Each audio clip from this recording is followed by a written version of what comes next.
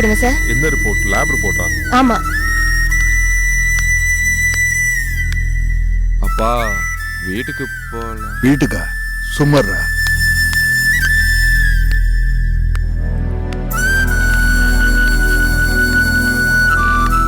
அப்பா நீங்க வீட்டுக்கு போங்கப்பா. அது இல்ல அண்ணாச்சி.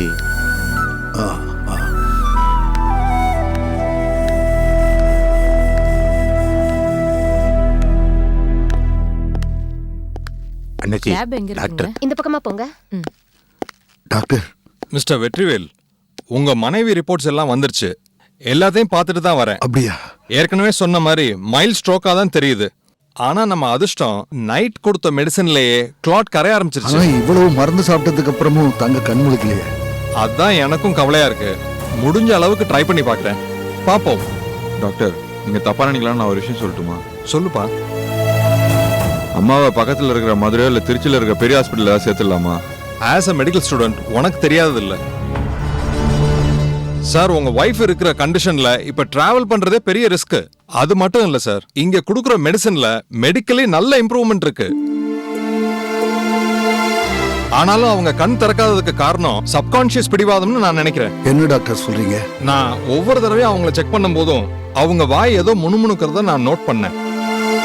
விசாரிச்சதுல அது உங்க பொண்ணு உத்தரா பேருன்னு உங்க டாக்டர் எல்லாம் சொன்னாங்க. டாக்டர், அம்மாக்கு அட்டாக் வந்ததே அவளால தான் டாக்டர். ஆனா அவங்க ஆள் மனசு அந்த பொண்ணு தான் தேடுதுன்னு நான் நினைக்கிறேன். ஐ மீன் பேஷண்ட் மனசுக்கு நெருக்கமானவங்க வந்து கூப்பிடுறப்போ பல கேஸ்ல மிராக்கிள் நடந்திருக்கு. கண் திறந்திருக்காங்க. ஏன் டாக்டர், இவ்வளவு தூரம் மெடிக்கல் சயின்ஸ் முன்னேறி இருக்க, மருந்து மாத்திரையால என் தங்கத்தை காப்பாற்ற முடியாதா? மனசு தளரோடாதீங்க மிஸ்டர் வெற்றிவேல். இப்போன்னு இல்ல, இன்னும் 1000 வருஷம் போனாலும் டாக்டர்ஸ் எங்களால முடிஞ்சதை செஞ்சுட்டோம், இனி கடவுள் தான் காப்பாத்தணும்னு நாங்க சொல்றது மாற போறது இல்ல. ஏன்னா சகல வல்லமை படைச்ச ஒரே சக்தி கண்ணுக்கு தெரியாத அந்த கடவுள் மட்டும்தான். என்னங்க? சுகந்தி வா. ஏய் தாத்தா. நல்லா இருக்கியா? தாத்தா, பாட்டிக்கு என்ன ஆச்சு?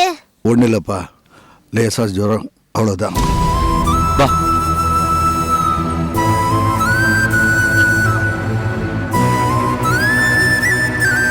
என்ன மன்னிச்சிருங்க மாமா.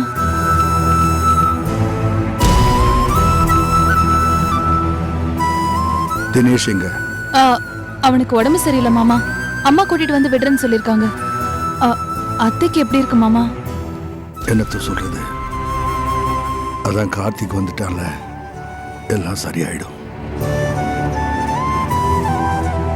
டாக்டர், நீங்க சொன்னீங்கல்ல தங்க மனசுக்கு நெருக்கமானவங்க வந்தா அவ கண்ணு திறக்க சான்ஸ் இருக்குன்னு. ஆமா, இப்பெல்லாம் தங்க மனசு முழுக்க நிறைஞ்சிருக்கிறது அவ பேர பிள்ளைங்க தான். இவங்களை கவனிச்சதுக்கு அப்புறம் தான் என் நினைப்பு அவளுக்கு வரும். அந்த அளவுக்கு பசங்க மேல உயிரையே வச்சிருக்கா. ஓஹோ, அப்படியா? டாக்டர், எங்க அப்பா என்ன சொல்ல வர்றாருன்னா, ஒருவேளை என் பையன் எங்க அம்மா கிட்ட போய் பேசினா அவங்க கண் திறக்க வாய்ப்பு இருக்கான்னு கேக்குறாரு. நல்ல ஐடியா. நடக்குமா நடக்காதான்னு அப்புறம் பாப்போம். முதல்ல ட்ரை பண்ணி பாத்துருவோமே. ஃபர்ஸ்ட் பேரனை கூட்டிட்டு போய் காமிங்க. சரி டாக்டர். ஓகே. முத்துவேலு போ.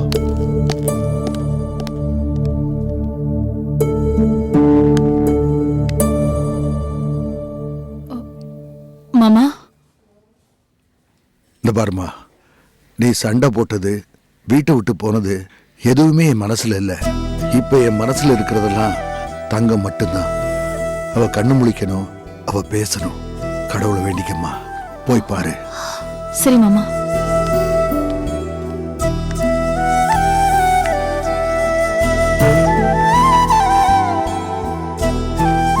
அக்கா அழாதீங்கக்கா, அம்மாக்கு ஒன்னும் ஆகாது, அழாதீங்க. எப்படி சக்தி? அத்தை மூச்சு பேச்சு இல்லாம இருக்காங்க. ஐயோ அழாதீங்கக்கா.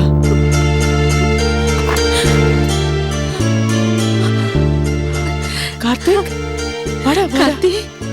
இனிமே அம்மா கண்ணு முடிச்சிருவாங்க. சுகந்திகா எப்படி இருக்கீங்க? நல்லா இருக்கேன். கார்த்தி, நல்லா இருக்கேடா? அத்தை, உங்களை பார்க்க யார் வந்திருக்காங்கன்னு பாருங்க. கார்த்தி வந்திருக்கா. கார்த்தி பாட்டி கூப்பிடு கூப்பிடு கூப்பிடுடா பாட்டி கூப்பிடு. கூப்பிடு பாட்டி பாட்டி கூப்பிடுறா சத்தமா கூப்பிடு பாட்டி சத்தமா கூப்பிடு. தட்டி எழுப்பிடா. நான் கார்த்திக் வந்திருக்கேன் பாட்டி, என்ன பாருங்க பாட்டி. பாட்டி பாட்டி கார்த்திக் நல்லா கூப்பிடு பாட்டிய. பாட்டி தட்டி எழுப்பிடா. அப்பதான் அவங்க கண்ணு முழிப்பாங்க. பாட்டி எழுந்துடுங்க பாட்டி, என்ன பாருங்க பாட்டி. அம்மா கண்ணை திறந்து பாருங்கம்மா. கார்த்திக் கூப்பிடுறாமா. பாட்டி பாட்டி அவனை பாருங்க. அம்மா சுகந்தி அக்கா கூட வந்திருக்காங்க. சுகந்திகா அம்மா கிட்ட கொஞ்சம் பேசுங்களேன்.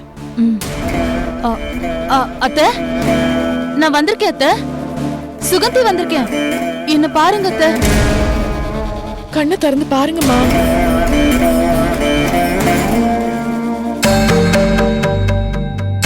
அண்ணாச்சி பாருங்களேன், கண்ணுல அசைவு தெரியுது.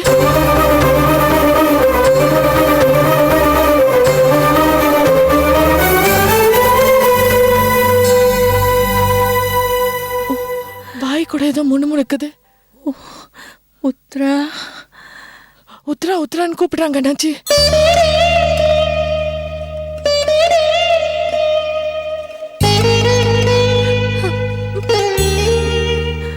உத்ரா திரும்ப திரும்ப அம்மா உத்ரான்னு தான் கூப்பிடுறாங்க. உத்ரா உத்ராவை எப்படியாவது கூட்டிட்டு வந்துருங்க அண்ணாச்சி.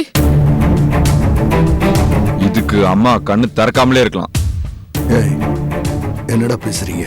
பின் என்னப்பா, அம்மா இப்படி ஆனதுக்கு காரணமே உத்தராதான். அவளை போய் நம்ம கூப்பிடணுமா?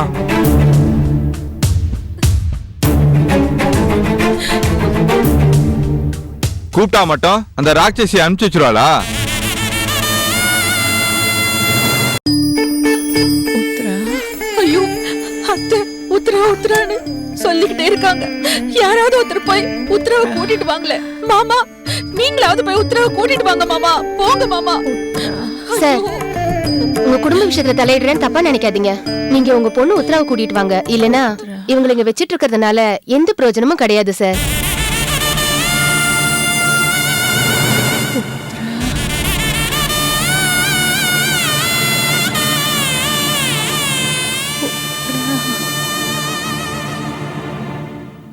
உத்ரா பேசாம இவங்களை வீட்டுக்கு கூட்டிட்டு போயிடுங்க சார். உத்ரா உத்ரா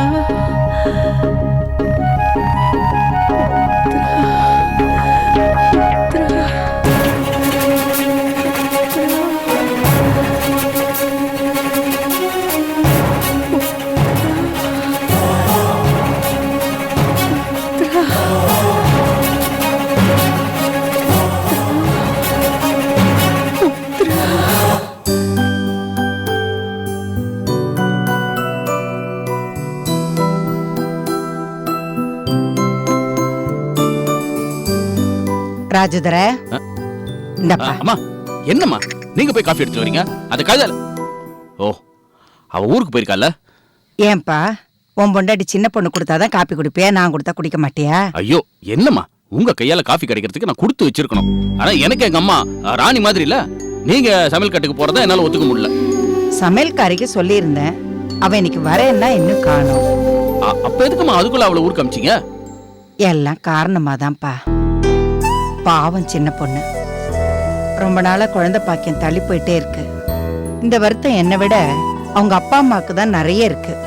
அதான் கேரளால ஏதோ ஆயுர்வேத வைத்தியசாலை இருக்கான், அங்க 2-3 நாள் இருந்து ட்ரீட்மெண்ட் எடுத்தா கர்ப்பப்பையில இருக்க கட்டியெல்லாம் கரைஞ்சிரும்னு சொன்னாங்க. அதான் அவங்க அப்பாவை கூட அனுப்பி வச்சிருக்கேன். அம்மா இதத்தான் எங்க மாமனார 6 மாசமா சொல்லிட்டு இருக்காரு. இத பாருங்கம்மா, இன்னைக்கு இருக்கிற விலைவாசியில ஒரு குழந்தைய பெத்து வளர்க்கறதெல்லாம் சாமானிய பாடு கிடையாது. அதெல்லாம் தலையால தண்ணி குடிக்கிற பாடு. அது பிறக்கிறப்ப பிறந்துட்டு போட்டோம். தெரியும் கண்ணு, நீ இப்படிதான் சொல்லுவேன்னு எனக்கு தெரியும். உனக்கு எங்க நல்லதெல்லாம் புரிய போகுது? தினமும் ரூபா நோட்டை என்றவனுக்கு இந்த நல்லதெல்லாம் புரியாது. அதனாலதான் உன்னை அனுப்பி வைக்காம அவங்க அப்பாவை கூட அனுப்பி வச்சிருக்கேன். அப்போ உங்களுக்கு பேர புள்ளைய பாக்குற ஆசை வந்துடுச்சு. அம்மா என்னம்மா திடீர்னு உங்க முகம் வாடி போச்சு? நீ சொன்ன மாதிரி எனக்கு ஆசைதான்ப்பா வந்துருச்சு. ஆனா என் பேர குழந்தை பார்க்கணுங்கிற ஆசை இல்லை. என் கடைசி புள்ள அழகுதுறையை பார்க்கணுங்கிற ஏக்கம். என்னம்மா? ஆமாப்பா, உன் பொண்டாட்டி வயித்துல என் புள்ள அழகுதுறை குழந்தையா வந்து பிறக்க மாட்டானான்னு நான் ஏங்குறேன்.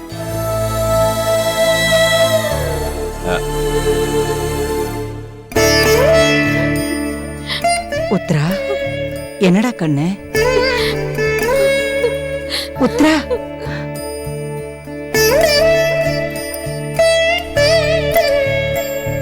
அம்மா, நானும் மாமா கூட தியேட்டருக்கு போறேன். என்னம்மா இப்படி சொன்ன எப்படி? சின்ன பொண்ணு வீட்டுல இல்லைன்னு உனக்கு நல்லா தெரியும். நான் ஒரு புது சமையக்காரிய வர சொல்லிருக்கேன். அவ வர வரைக்கும் நீதானே எனக்கு ஒத்தாசையா இருக்கணும். உத்ரா வேற தனியா இருக்கால்ல. அஸ்கு பிஸ்கு, எனக்கு இப்படிலாம் நீ மாட்டி விடுவேன்னு தெரியும். அதனாலதான் நானும் மாமா கூட போய் போறேன். நல்ல காரியம் பண்ண ரமாமணி, முதல்ல கிளம்பு. சரியா சொன்ன மச்சான். தப்பிச்சது ஜில்லு மட்டுமல்ல, நாம எல்லாரும் தான். சரி சரி விடு ஜில்லு. நீங்க ஒண்ணும் கவலைப்படாதீங்க அத்தை. நான் வேலையை முடிச்சிட்டு வர்றப்ப ஒரு நல்ல ஹோட்டல்ல சாப்பிட்டு உங்க எல்லாருக்கும் பார்சல் வாங்கிட்டு வரேன். ஓகேவா? மாப்பிள, அப்படியே தொரப்பாண்டிக்கு சாப்பாடு வாங்கிட்டு வந்தாங்க. அம்மா, அவன் இந்நேரம் எந்த தெருவுல தண்ணீர் பந்தல் வச்சிருக்கானோ, எந்த கோயில் அன்னதானம் பண்றானோ யாருக்கு தெரியும்? வர வர நீ எல்லா விஷயத்தையும் கரெக்டா பேச ஆரம்பிச்சிட்டேன். மாமா சும்மா பேசிட்டு இருக்காதீங்க, வாங்க போலாம். அம்மா பை, நான் போயிட்டு வரேன். Bye bye. போயிட்டு வாங்க.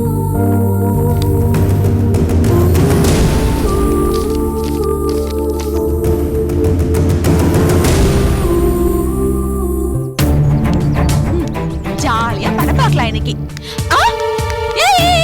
நில்லு. கேட்டு திறந்திருந்தா நீ பாட்டுக்கு உள்ள வந்துருவியா? யார் நீ? நான் நாகவள்ளி அம்மாவை பார்க்க வந்திருக்கேன். ஓ, நீதான் சமையல்காரியா? மாமா, புது சமையல்காரி வந்துட்டா மாமா. அடி போடி லூசு. இவளா சமையல்காரி? அப்போ இவ சமையல்காரி இல்லையா? அடியே, இவ சமையல்காரி தான். ஆனா சாதாரண சமையல்காரி இல்ல. அப்புறம் இவ வார்த்தையாலேயே கச்சக்கு கச்சக்குன்னு வெட்டுவா. இவ பார்வையாலேயே பார், இந்த பார்வையாலேயே வரட்டு வரட்டுன்னு மசாலா அரைப்பா. ஆமாடி, தலையில மிளகாய தடவி கொதிக்கிற எண்ணெயில நம்மள போட்டு வறுத்தெடுப்பா. என்ன மாமா சொல்றீங்க? இப்ப புரியுதாடி இவ யாருன்னு? இவதாண்டி சக்தி.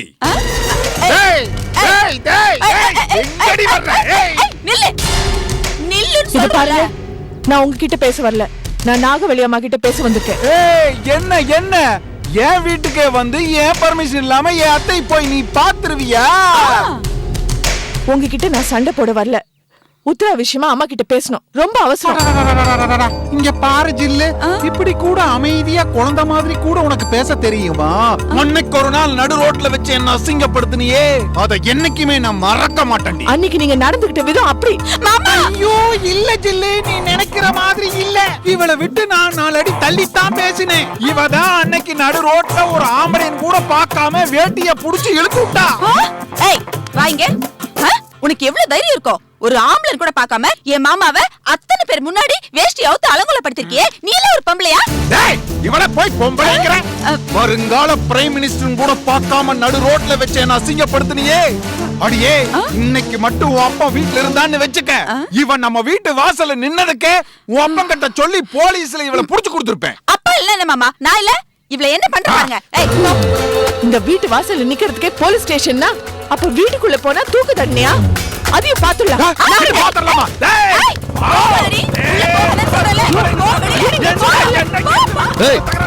நிறுத்துங்க. எதுக்கு வீட்டு முன்னாடி நின்று இப்படி சத்தம் போறீங்க? பாருங்க மாப்ள, கொஞ்சம் தள்ளி நில்லுங்க. ஒரு பொண்ண இவ்வளவு நெருக்கத்துல நின்னா மிரட்டுவீங்க? தள்ளி நில்லுங்க. தள்ளு மாமா. ஏய், கொஞ்சம் கூட நாகரிகம் இல்லாம இப்படி சண்டை போடுறிய? யார் நீ? விஷயம் என்னன்னு தெரியாம முட்டாள்தனமா பேசுறீங்களே, நீங்க யாரு? முதல்ல அதை சொல்லுங்க. என்ன பார்த்து முட்டாள்னு சொல்றியா? உனக்கு அவ்வளவு திமிரா? உண்மை என்னன்னு தெரியாம என்ன சண்டைக்காரின்னு சொன்ன உங்களுக்கு எவ்வளவு திமிரோ, அவ்வளவு திமிருதான் எனக்கு. ஐயோ, பாத்தையா ஜில்லு, மச்சானையே இந்த வாங்குறாளே, இவளை மட்டும் வீட்டுக்குள்ள விட்டோன்னு வச்சுக்கியே, அத்த கண்ணுல விரல விட்டு ஆட்டிட்டு ஆட்டுக்குட்டி தூக்கிட்டு போற மாதிரி உத்ராவை தூக்கிட்டு போயிடுவா. ஆமா மாமா. ஓ, நீதான் சக்தியா?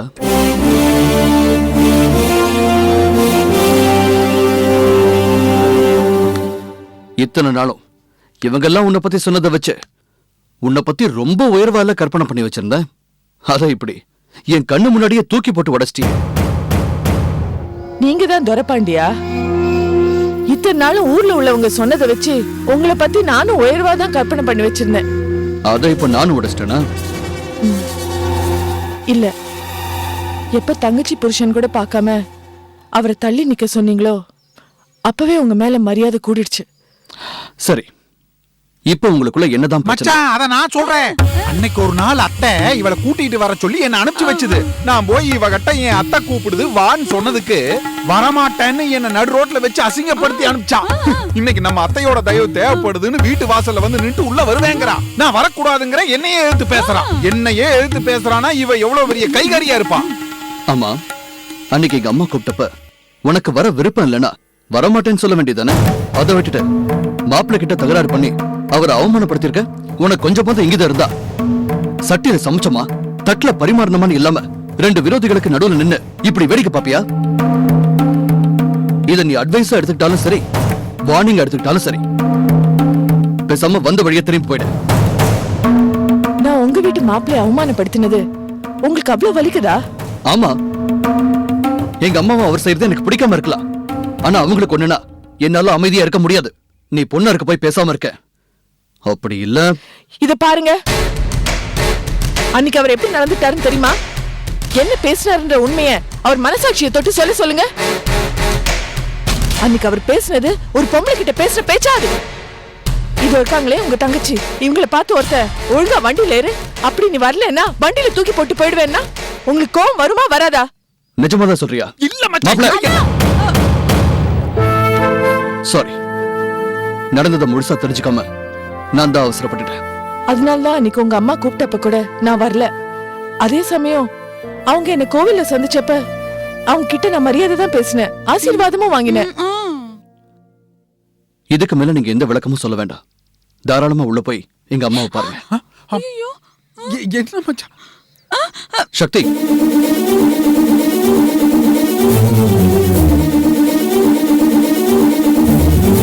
நான் முதல்ல சொன்னதுல இப்பவும் எந்த மாற்றமும் இல்ல. அதான் ரெண்டு விரோதிகளுக்கு நடுவில் நின்னு நீங்க எதுக்கு மல்லு கட்டுறீங்க? இப்ப இத வார்னிங்கா சொல்லல, அட்வைஸா சொல்றேன்.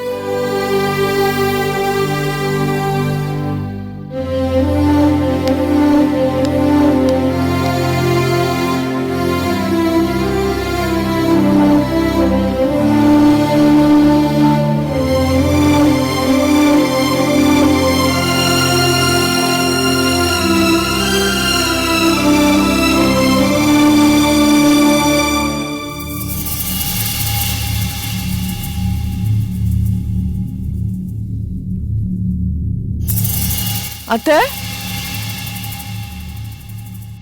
அத்தை,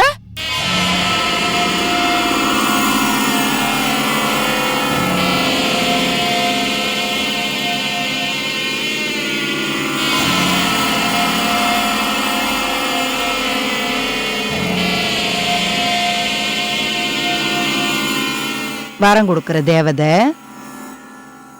எனக்கு ஆதரவா சாட்சி சொல்றதுக்கு போலீஸ் ஸ்டேஷனுக்கு வர்றதுக்கு வழி தெரியல. பரவாயில்லையே, என் வீட்டுக்கு வர்றதுக்கு வழி தெரிஞ்சிருக்கு.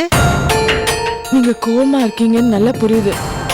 உங்க கோவத்துல எவ்வளவு நியாயம் இருக்கோ அதே அளவு நியாயம் நான் சாட்சி சொல்றதுக்கு வராம இருக்கிறதுலயும் இருக்குன்னு கொஞ்சம் புரிஞ்சுக்கங்களேன். அவ்வளவு நியாயம் பேசுறவளா இருந்தா அன்னைக்கு சொல்ல வேண்டியதானே வரமாட்டேன்னு. நான் வரேன் அன்னைக்கு சொல்லவே இல்லையே. நீங்க நீட்டின பணத்தை எப்போ நான் வாங்கலையோ அப்பவே நீங்க என்ன புரிஞ்சுப்பீங்கன்னு நினைச்சேன் அத்தை. சும்மா அத்தை அத்தைன்னு கூப்பிட்டுக்கிட்டு நீ பணத்துக்கு விலை போக மாட்டேன்னு அன்னைக்கே எனக்கு தெரியும். ஆனா பாசத்துக்கு கட்டுப்படுவேன்னு நம்பின பாரு, அதுதான் நான் செஞ்ச பெரிய தப்பு. அம்மா, இவ வராத கூட மன்னிச்சு விட்டுடலாம். ஏன்னா நீ சாட்சி சொல்ல கூப்பிட்டது இவ கை நீட்டி கூலி வாங்குற இவ முதலாளிக்கு எதிரா. ஆனா எந்த உறவுமே இல்லாத ஒரு வேலைக்காரி அந்த அண்ணாச்சிக்கு முன்ஜாமீன் வாங்குற அளவுக்கு போறானா எங்கேயோ இடிக்குத. அத கூட எஜமான விசுவாசம்னு சொல்லுவா. இல்ல கண்ணு, நீங்க சொன்னாலும் சொல்லாட்டாலும் அதுதான் உண்மை. வந்த கொஞ்ச நாளுக்குள்ளேயே அப்படி என்ன உறவும் விசுவாசமோ அந்த குடும்பத்து மேல? பகைக்கு பல காரணங்கள் சொல்லலாம். ஆனா பந்தத்துக்கு ஒரே ஒரு காரணம் போதும். அதுக்கு பேர் தான் பாசம். முன்ன பின்ன உறவே இல்லாத உத்ராவ மருமகன்னு நீங்க வீட்டுல வச்சுக்கல. அதே மாதிரிதான் வெற்றிவேல் அண்ணாச்சிய ஒரு ரத்த பந்த உறவா என்னால பார்க்க முடியுது. அம்மா இவ சரியான ஜெகஜால கில்லாடிமா. கொஞ்சம் விட்டா போன ஜென்மத்துல உன்னை அத்தைனோ என்ன அத்தை பையனும் சொல்லுவா.